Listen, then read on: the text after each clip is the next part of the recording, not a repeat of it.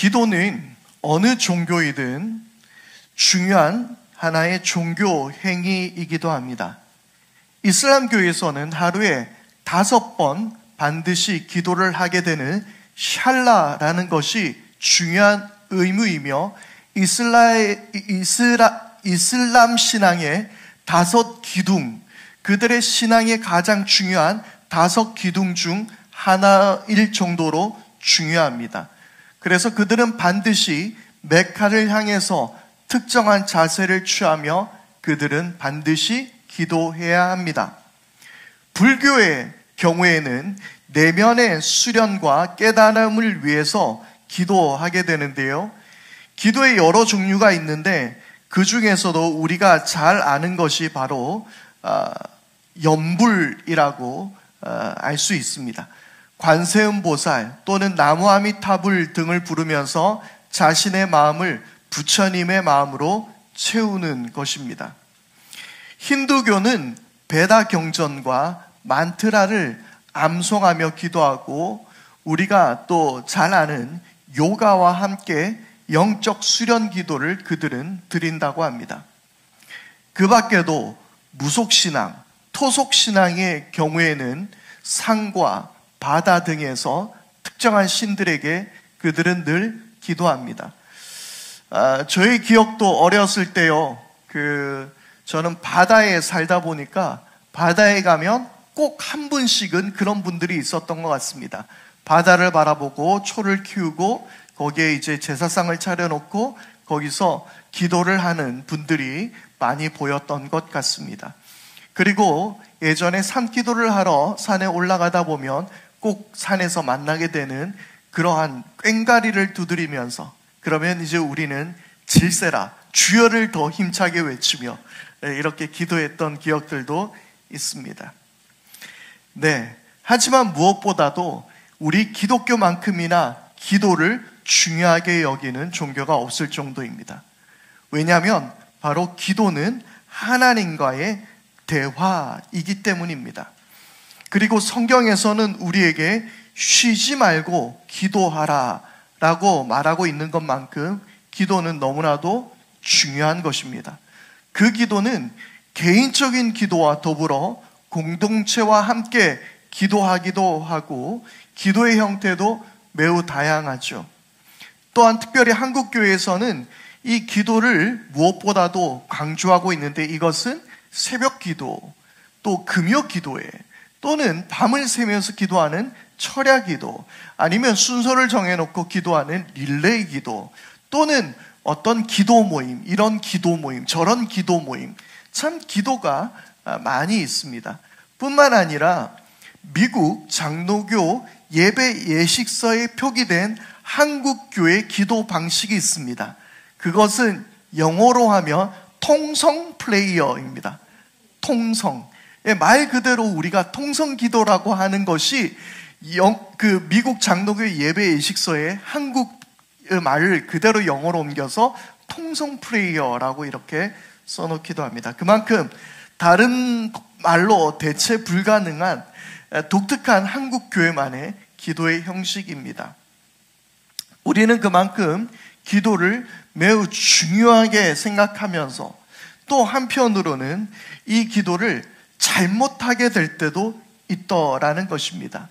그래서 우리는 그것을요, 쇼핑 리스트 기도라고도 하는데 마치 쇼핑을 즐기듯이 필요한 목록을 쭉 나열합니다.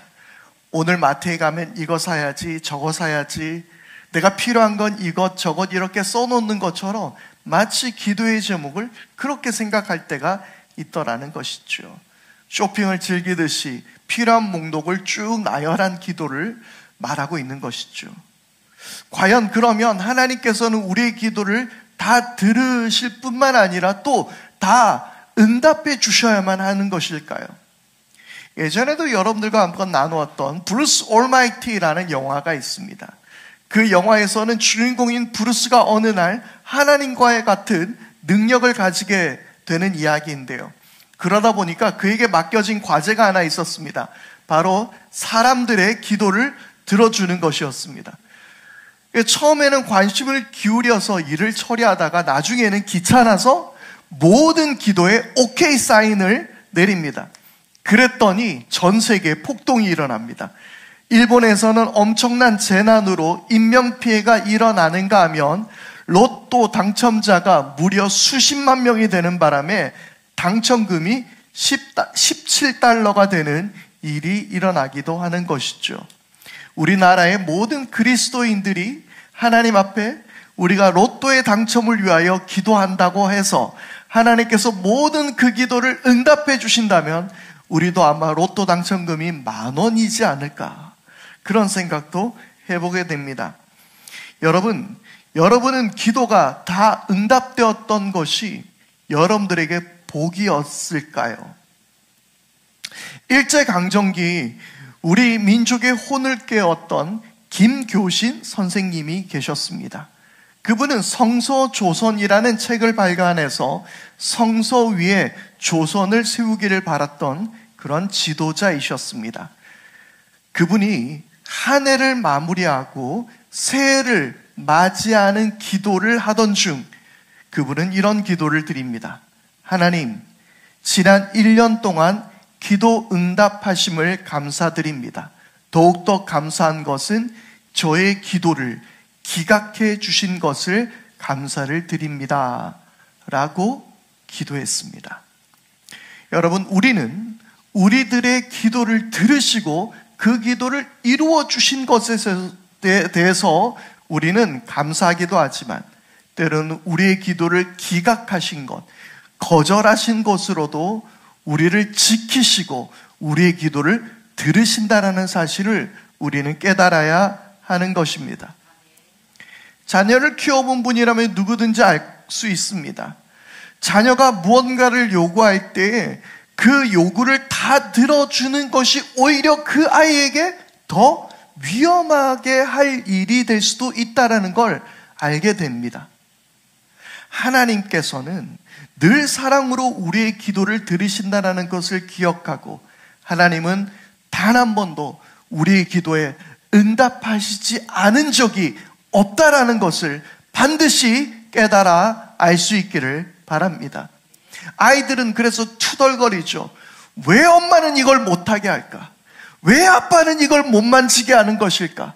그 아이의 입장으로선 도무지 이해가 안 됩니다. 그래서 어떨 때는 그런 생각도 합니다. 나는 반드시 주워온 아이가 맞을 거야. 그런 생각을 할 정도로 우리 엄마 아빠는 그렇게 내 말을 안 들어줍니다. 그런데 부모가 되어보니 알 수 있습니다. 그것을 왜 거절했는지, 그 부탁을 왜 들어주지 않았는지 그때 돼서야 깨닫게 되는 것이죠. 우리는 하나님께 드렸던 그 수많은 기도에 왜 하나님께서 내 모든 부탁을 다 오케이 하시지 않으셨는지 우리는 하나님의 마음을 알 때에야 우리는 비로소 깨닫게 되는 것입니다. 또 뿐만 아닙니다. 우리는 기도할 때 왠지 목소리도 거룩하게 해야 될 것 같습니다. 단어도 구별해서 써야 할 것 같습니다. 그래서 우리 평소에는 뭐 주세요, 이것 좀 주세요 라고 하다가도 기도할 때만 되면 죄시옵소서, 죄야, 이렇게 아버지 이런 목소리로 우리가 기도할 때가 있습니다. 뭔가 좀 대화하듯이 이야기하면 이건 왠지 하나님께서 기도를 들어주시지 않을 것 같은 그런 생각도 하게 됩니다. 가끔 장로님들의 이 대표 기도를 들어보면 장로님이 저 말이 무슨 뜻인지 알고 기도할까?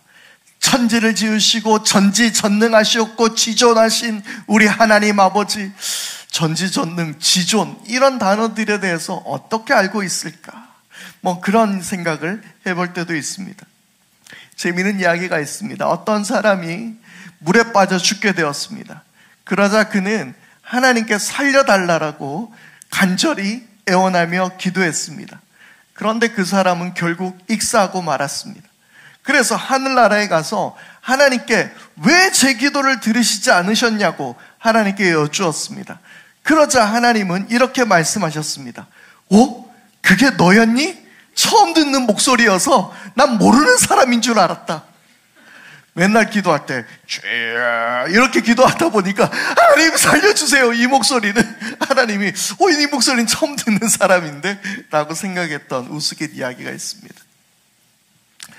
우리는 기도를 열심히 하고 있다라고 생각했지만 어쩌면 우리는 잘못된 기도를 드리고 있었던 것은 아니었을까요? 특별히 우리는 매번 또 주기도를 우리는 드리고 있지만 그 의미와 내용을 제대로 모른 채 우리는 기도한 것은 아니었을까요? 여러분, 주기도가 무슨 말입니까?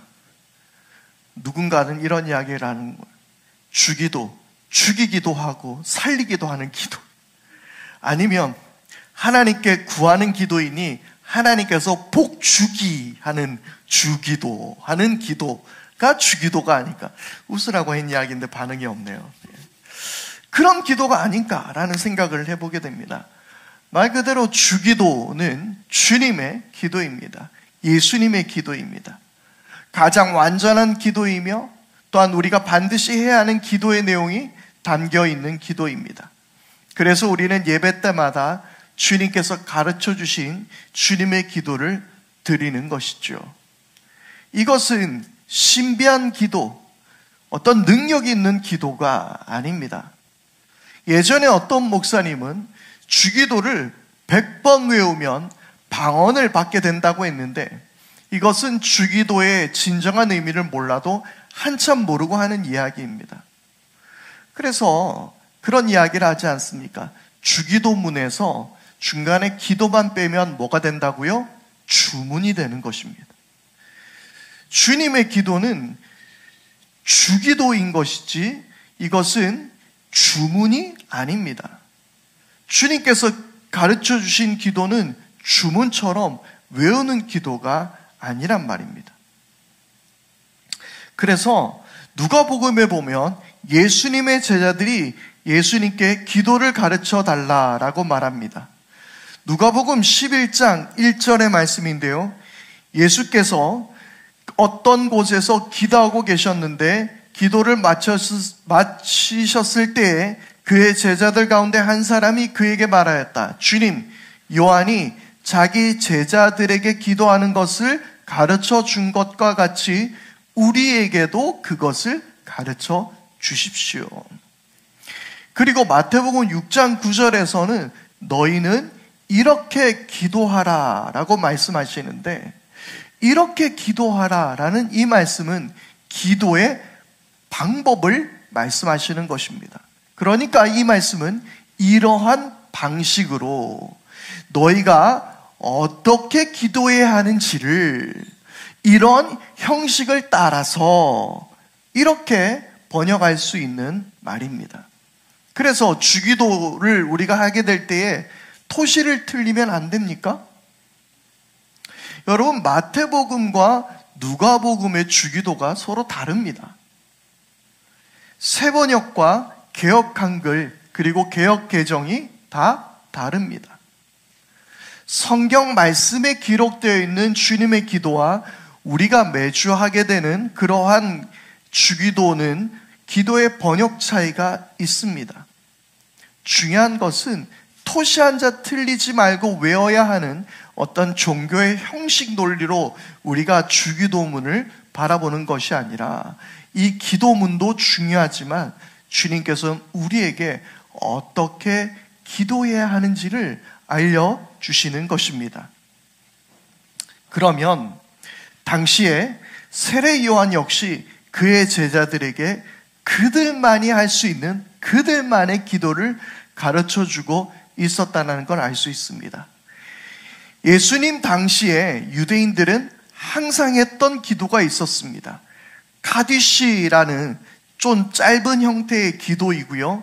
또 하나는 유대인들이 했던 18번 축복 기도였습니다. 유대인들은 카디시와 같은 기도문을 매일 두세 번씩 낭송하도록 되어 있었습니다. 그 외에도 시편 기도도 그들은 잘 알고 있었습니다. 그런데 왜 예수님을 따라다녔던 예수님의 제자들은 예수님께 기도를 가르쳐 달라고 했었고, 또 그 이전에는 세례 요한은 왜 자신의 제자들에게 그 유대인들의 기도가 아닌 또 다른 기도를 가르쳤을까요? 당시에 모든 이스라엘 백성들에게는 메시아를 대망하는 마음이 가득했습니다. 메시아가 와서 하나님 나라를 이루어 주실 것을 믿고 있었습니다. 그리고 메시아가 오실 때 하나님 나라가 온전히 이루어지도록 유대인들은 회개하고 헌신과 순종을 새롭게 해야 한다라고 생각하고 있었습니다. 그래서 당시에는요, 여러 곳에서 부흥운동도 일어나기 시작했고요. 그리고 여러 단체들도 많이 일어났습니다. 바로 그 대표적인 예가 저와 여러분들이 잘 알고 있는 바리새인들이었습니다. 그것은 바로 바리새인 운동이라고 말할 수 있는데요. 그들은 회개하고 율법을 철두철미하게 지키면 메시아가 마침내 오셔서 하나님 나라가 그들 가운데 이루어지게 될 거라고 믿고 있었던 것이죠. 그리고 에세네파가 있었습니다. 이들은 쿰난 동굴에 살면서 성경, 즉 구약을 연구하고 서로 새롭게 회개하고 율법을 새롭게 잘 지키기로 헌신했는데, 이들도 예수님 당시 부흥운동을 했던 사람들이었습니다. 이런 식으로 곳곳에서 부흥운동이 일어날 당시에 또 하나의 부흥운동이 있었는데, 바로 그 중에 하나가 세례 요한의 부흥운동이었습니다. 세례 요한의 메시지는 강력했습니다. 하나님 나라가 가까이 왔으니 회개하라는 것입니다. 그리고 사람들에게 세례 요한은 세례를 주었습니다.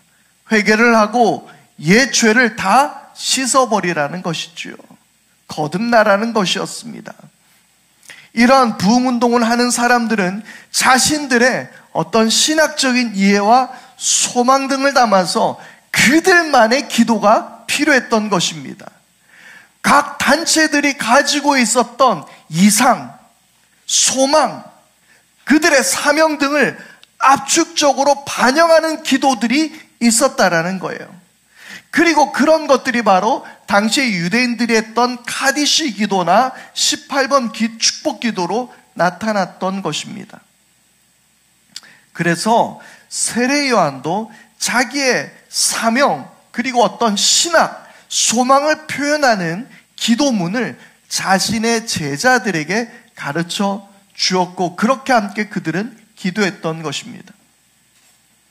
그런데 이제 예수님을 따랐던 그들은 예수님을 따르면서 그들 공동체가 함께해야 할 예수님께서 강조하시는 예수님의 사상, 예수님의 소망, 그리고 우리의 사명, 그리고 이상을 담은 기도문이 그들에게 필요했던 것입니다.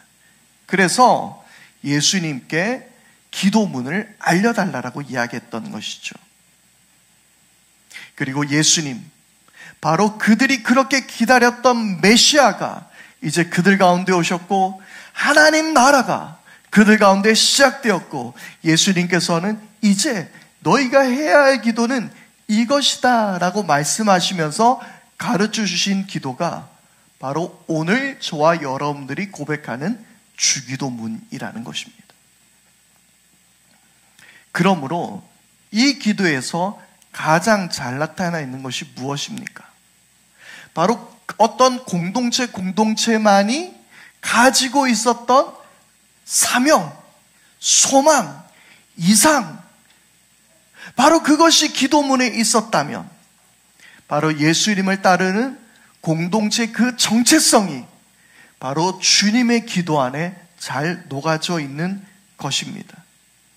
그러므로 주기도 안에는 예수님의 공동체, 즉 메시아 족속의 특징, 소망, 사상이 너무나도 잘 드러나 있는 것이죠. 그래서 우리는 이것을 주문처럼 그냥 줄줄줄 외우는 것이 아니라 그곳에서 나를 발견할 수 있어야 하는 것이며, 그곳에서 교회를 볼 수 있어야 하는 것이며, 그곳에서 하나님 나라가 무엇인지를 우리는 깨달아야 할 수 있다라는 것입니다. 여러분 가족이 기도문을 만들었다라고 생각해 보십시오. 그리고 매일 그 기도문을 보고 기도한다라고 생각해 보십시오. 그러면 여러분들 그 기도문에는 무엇을 쓰시겠습니까? 딴 건 몰라도 이것만은 꼭 있어야 돼. 이건 우리가 반드시 지켜야 해. 그런 내용을 그 기도 내용에 써놓지 않겠습니까? 여러분들이 가장 중요하게 생각했던 가치관이나 그 관심사가 바로 그 기도문에 들어가겠죠. 그래서 누구나 그 기도문을 보게 되면 여러분들 가정의 정체성을 알게 되는 것입니다. 이 가족이 무엇을 바라고 있구나. 이 가족이 어떠한 것을 소망하고 있는 가족이겠구나. 이 가족이 어떤 자세로 살아가려고 애쓰는 것이겠구나. 알 수 있지 않겠습니까? 여러분, 요즘 다들 기도하고 계시죠? 기도하시죠? 그러면 여러분들은 최근 여러분들의 기도는 어떤 기도를 하고 계셨습니까? 아마도 부모들은 자녀를 위해서 기도할 것입니다. 그리고 직장에 취직을 두고 있는 사람은 또 좋은 일자리를 위해서 기도하겠죠. 사업을 하는 사람은 사업의 번창을 위해서 기도할 것입니다. 초등학교 다니는 어린아이가 사업을 번창하게 해달라고 기도하고 있지는 않겠죠. 친구와 사이좋게 지낼 수 있도록 학교에서 좋은 성적을 얻도록 기도하지 않을까요? 그렇습니다. 바로 그 기도만 보면 그 사람이 어떤 사람인가를 알게 되는 것입니다. 기도는 바로 자신을 나타내는 것입니다. 그래서 주님께서 가르쳐 주신 이 주기도문 안에는 바로 하나님 나라의 백성의 정체성이 나타나 있는 기도라고 우리는 이해해야 하는 것입니다. 그래서 예수님께서는 제자들에게 너희는 이렇게 기도하라 라고 말씀하셨습니다. 여러분, 주님께서 말씀하셨습니다. 너희. 누가 그렇게 기도하라고요? 너희가 기도하라. 그러면 우리가 여기에서 깨달아야 하는 것이 있습니다. 너희가 어떤 사람입니까? 예수님께서 말씀하셨던 너희는 누구입니까? 바로 그것은 예수님을 따르는 메시아 족속, 즉 하나님 나라 백성을 말하고 있는 것입니다. 레위기 18장 1절에서 4절 말씀입니다. 주님께서 모세에게 말씀하셨다. 너는 이스라엘 자손에게 말하여라. 그들에게 이렇게 일러라. 내가 주 너희의 하나님이다. 너희는 너희가 살던 이집트 땅의 풍속도 따르지 말고 이제 내가 이끌고 갈 땅 가나안의 풍속도 따르지 말아라. 너희는 그들의 규례를 따라 살지 말아라. 그리고 너희는 내가 명한 법도를 따르고 내가 세운 규례를 따라 살아라. 내가 주 너희의 하나님이다. 아멘.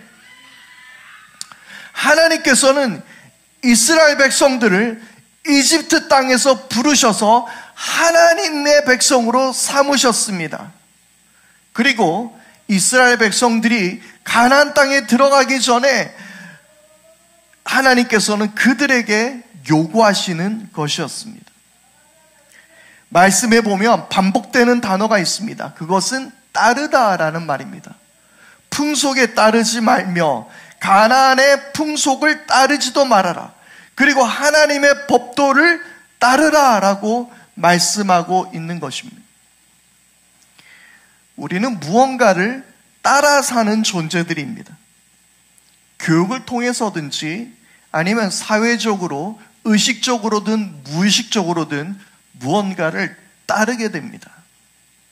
우리의 모습도 잘 생각해 보면 우리는 무언가를 따라 삽니다. 돈을 따라 살기도 하고 성공을 따르기도 하고. 여러분, 중요한 것은 우리는 말씀을 따라 살아야 할 줄 믿습니다. 하나님께서 부르신 하나님의 백성들은 바로 세상과 구별되기를 원하고 계시더라는 거예요. 그렇게 따라 살지 말아라. 그리고 레위기 19장 2절에는 이렇게 말씀하십니다. 이스라엘 자손 온 회중에게 말하여라. 너는 그들에게 이렇게 일러라.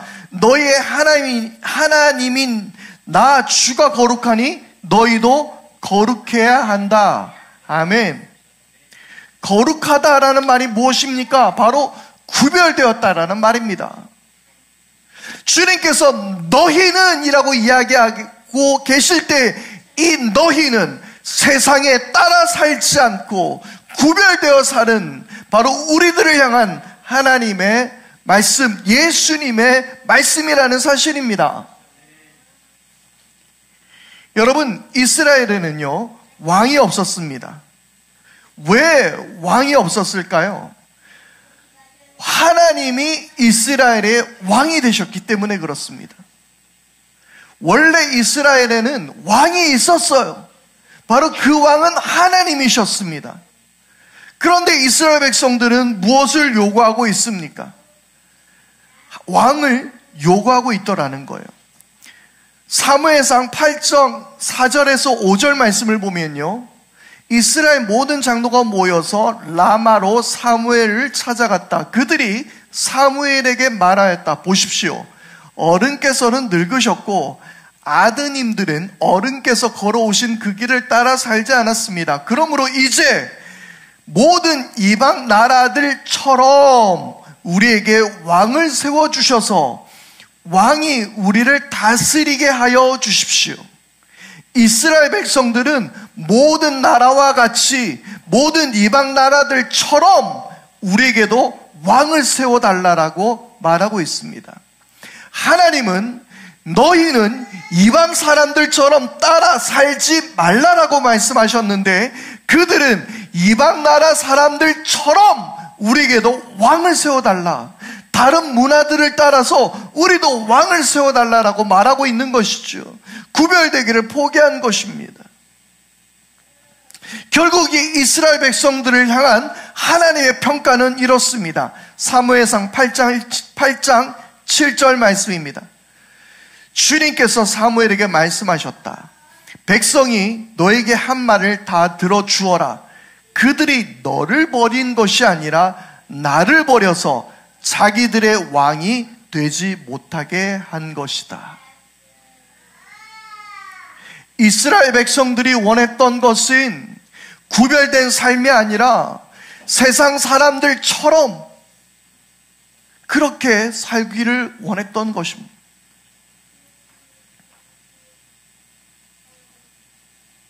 하나님께서는 왕을 명하셨던 것이 아니라 왕을 허락해 주신 것뿐이었습니다.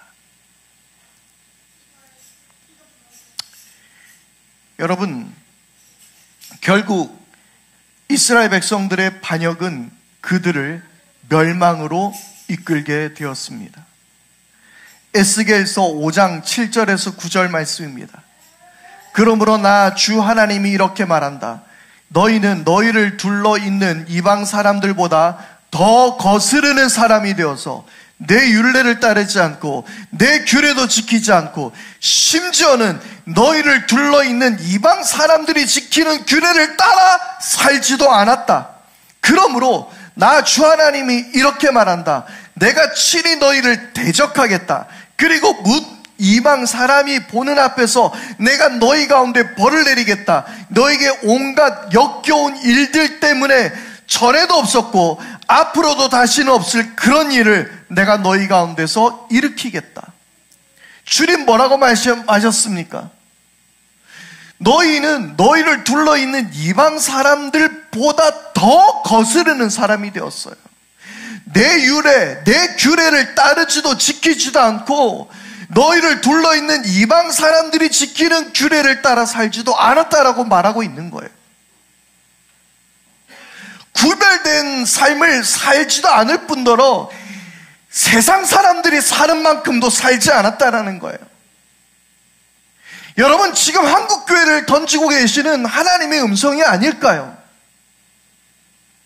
우리는 주기도문을 매번 외우고 기도하면서 하나님 나라의 정체성을 다 잃어버렸습니다. 세상 사람들만큼도 살지 않고 있다는 거예요.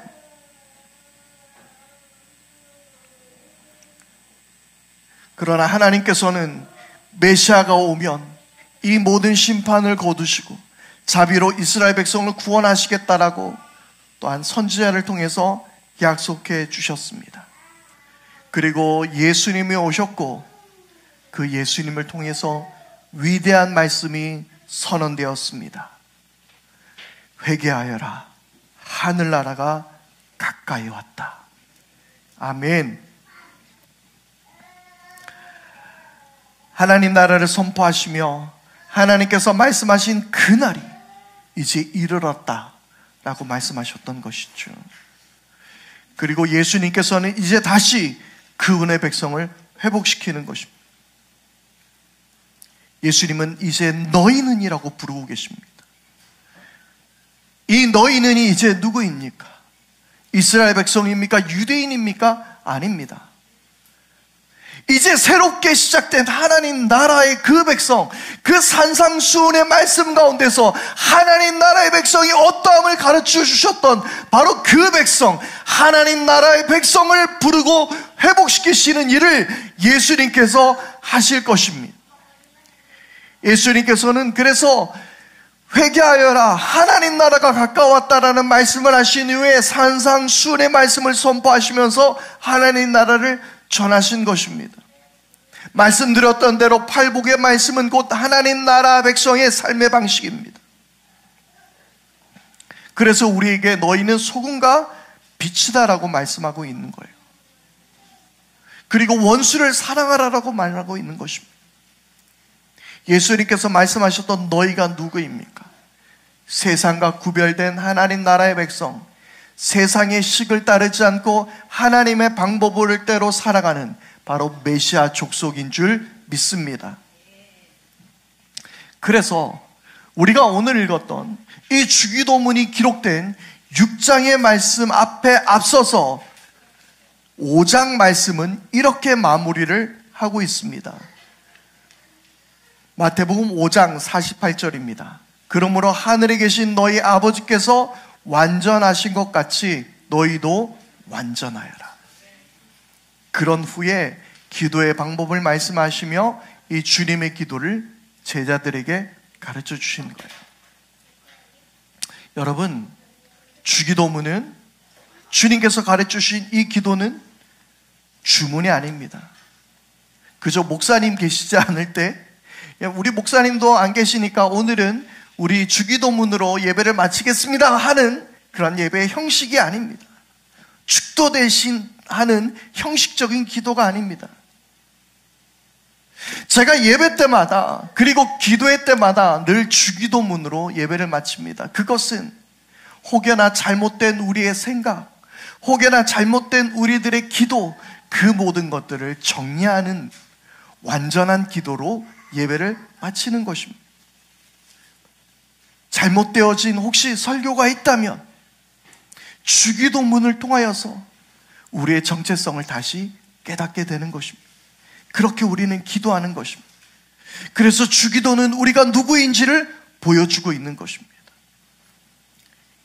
여러분, 주기도문으로 우리가 기도할 때마다 우리가 누구인지, 우리의 정체성이 무엇인지 깨달을 수 있기를 바랍니다. 세상과 구별된 하나님 나라의 백성, 세상의 소금과 비추며 하나님 나라의 가치관과 삶의 방식으로 사는 하나님 나라의 백성임을 우리는 깨달아야 할 줄 믿습니다.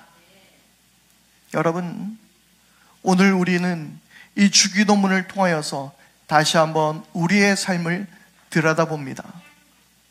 우리가 어떤 존재인지를 깨닫게 됩니다. 그리고 또한 우리를 만드시고 우리를 지으신 주님, 내 삶을 다스리시는 주님, 그 주님을 우리는 더욱더 신뢰할 수 있게 될 것입니다.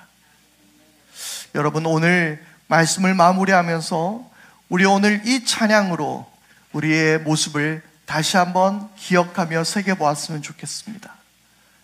나를 지으신 주님, 내 안에 계시는 주님, 내 삶을 인도하여 주시는 주님, 내 모든 삶이 주님 안에 있으며 나의 모태에서부터 어머니 뱃속에서부터 나를 기억하신 주님, 나를 완전하게 하시고 내 삶을 인도하실 주님, 그 주님을 바라며 함께 나갈 수 있었으면 좋겠습니다.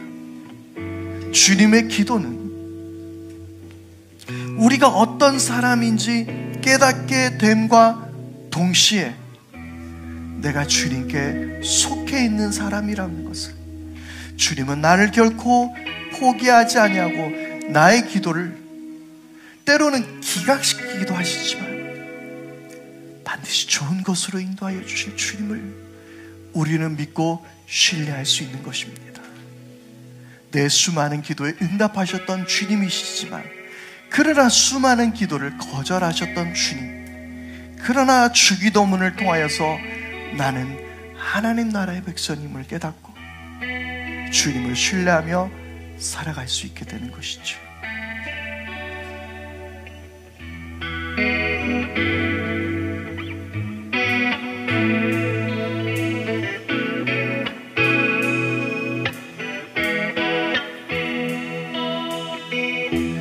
나를 지으신 주님,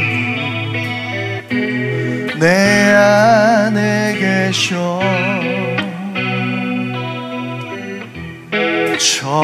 처음부터 내 삶은 그의 손에 있었죠. 다시 한번 나를 지으신 주님, 내 안에 계셔 처음부터 내 삶은 그의 손에 있었죠. 아멘. 내 이름 아시죠? 내 이름 아시죠? 내 모든 생각도 내 흐르는 눈물 그가 닦아주셨죠. 그는 내 아버지, 그는 내 아버지, 난 그의 소유, 내가 어딜 가든지 날 떠나지 않죠. 아멘. 내 이름 아시죠? 내 이름 아시죠? 내 모든 생각도 아바라 부를 때 그가 들으시죠. 우리 다시 한번 그는 내 아버지, 그는 내 아버지, 난 그의 소유, 내가 어딜 가든지 날 떠나지 않죠. 아멘. 내 이름 아시죠? 내 이름 아시죠? 내 모든 생각도 아바라 부를 때 그가 들으시죠. 내 이름 아시죠? 내 이름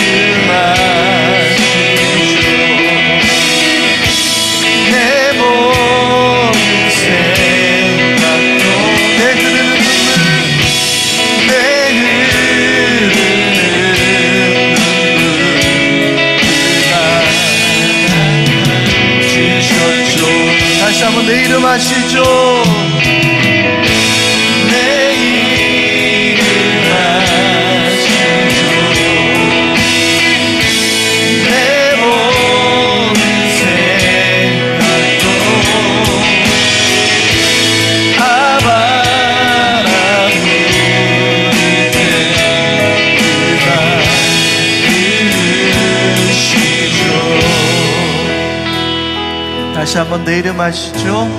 내 이름 아시죠? 내 모든 생각도 아바라 부를 때 아바라 부를 때 그가 들으시죠.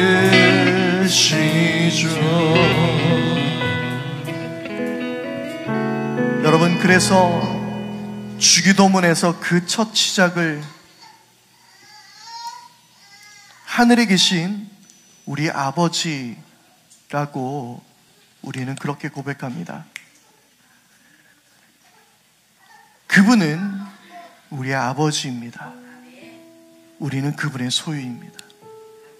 이 시간 우리의 말씀 앞에 우리 함께 결단하면서 주님, 매주 드리는 이 주기도문을 통하여서 주님, 내가 누구인지 깨닫게 하여 주시고 주님, 나를 알게 하여 주십시오. 내가 어떻게 살아가야 하는지도 알게 하여 주시고 내 소망이 무엇인지도 알게 하여 주시고 내 사명이 무엇인지도 알게 하여 주십시오. 내가 무엇을 구하여야 할지도 알게 하여 주옵소서. 이 시간 우리 함께 합심하여 기도하며 함께 나가겠습니다. 다 같이 기도하겠습니다. 오 주님, 아버지, 주님의 말씀을 통하여서 주님, 우리의 모습을 깨닫습니다. 주님, 우리가 어떻게 살아야 할지를 주님 깨닫습니다. 아버지, 내가 누구인지도 깨닫습니다. 아버지, 우리의 모든 삶을 통하여 주님 영광을 받으십니다. 주님, 은혜와 사랑으로 함께해 주시고 아버지, 주님, 우리 가운데 함께해 주시고 아버지의 사랑 우리를 덮으시고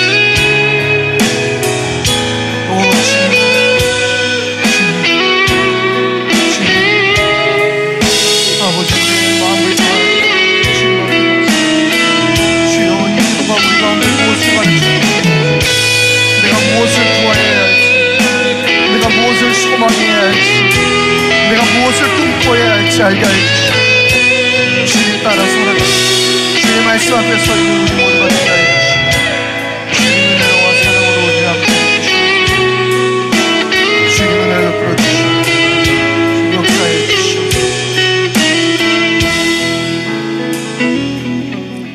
하나님 아버지, 주님의 기도를 통하여 주님 우리를 바라봅니다. 너희라고 말씀하신 우리가 누구인지를 깨닫기를 원합니다. 우리가 하나님 나라의 백성입니다. 우리가 메시아 족속입니다. 주여, 주의 뜻을 쫓아 살아가며 무엇을 꿈꿔야 할지, 무엇을 소망해야 할지, 우리가 무엇을 구해야 할지 우리가 알게 하여 주시고 우리가 하나님 안에서 온전한 자녀임을 깨닫고 살아갈 수 있는 우리 모두가 다 되게 하여 주시옵소서. 말씀 앞에 결단하오며 우리가 사도들의 신앙의 고백을 따라 우리도 사도신경으로 우리의 신앙을 고백하오니 나는 전능하신 아버지 하나님 천지의 창조주를 믿습니다. 나는 그의 유일하신 아들 우리 주 예수 그리스도를 믿습니다. 그는 성령으로 잉태되어 동정녀 마리아에게서 나시고 본디오 빌라도에게 고난을 받아 십자가에 못 박혀 죽으시고 장사된 지 사흘 만에 죽은 자 가운데서 다시 살아나셨으며 하늘에 오르시어 전능하신 아버지 하나님 우편에 앉아 계시다가 거기로부터 살아있는 자와 죽은 자를 심판하러 오십니다. 나는 성령을 믿으며 거룩한 공교회와 성도의 교제와 죄를 용서받는 것과 몸의 부활과 영생을 믿습니다. 아멘.